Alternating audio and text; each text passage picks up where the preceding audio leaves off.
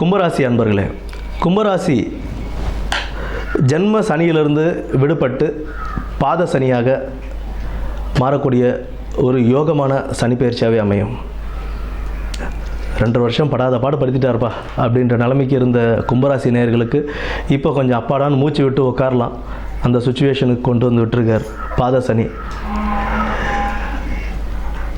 பாத சனியில் இருக்கிற சனி பகவான் 4ஆம் இடம் ரிஷபத்தையும் 8ஆம் இடம் கன்னியையும் 11ஆம் இடமான தனுசையும் பார்க்கிறார். 11ஆம் இடமான தனுசு சனி பகவான் அவரோட குருவோட வீட்டிலிருந்து குருவுடைய வீட்டையே பார்ப்பது ஒரு யோகம்.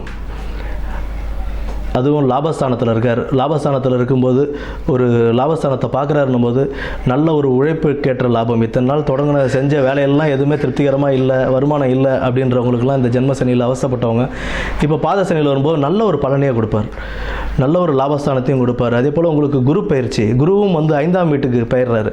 4ஆம் இடத்துலேருந்து 5ஆம் வீட்டுக்கு போகும்போது உங்களுக்கு இன்னும் ஒரு நல்ல லாபத்தையே அவர் கொடுப்பார். ஏன்னா 9ஆம் இடமான துலாம், 11ஆம் இடமான தனுசு, பின்ன துலாம் இது கும்பத்தையும் பார்க்குறாரு. அவர் சொந்த ராசியையும் பார்ப்பதனால சனியோட வீட்டில் குரு பார்வை அண்டு சனி இருக்கிறதும் இப்போ குருவோட வீட்டில் அப்படின்னும் போது அதற்குண்டான பார்வைக்கு நல்ல ஒரு பலனாகவே இருக்கும்.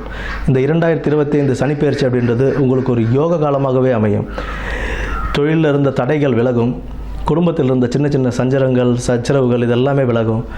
நிம்மதியான ஒரு லைஃபுக்கு வந்தாலும் கொஞ்சம் கவனமுடனும் இருக்க வேண்டிய ஒரு காலம். ஏன்னா பாதசனி அப்படின்னும்போது வண்டி வாகனங்களில் போகும்போதும் வரும்போது இந்த மாதிரி சுச்சுவேஷன்லாம் நம்ம ரொம்ப கவனமாக இருக்கணும். அதே போல் ஏதாவது இரும்பு தொழிலில் செய்கிறவங்க இவங்கெல்லாம் கொஞ்சம் கவனத்துடன் கையாள வேண்டிய நிலை இது. ஏன்னா பாதசனி போகிற வரைக்குமே நமக்கு அதனுடைய தாக்கம்ன்றது கொஞ்சம் இருக்க தான் செய்யும்.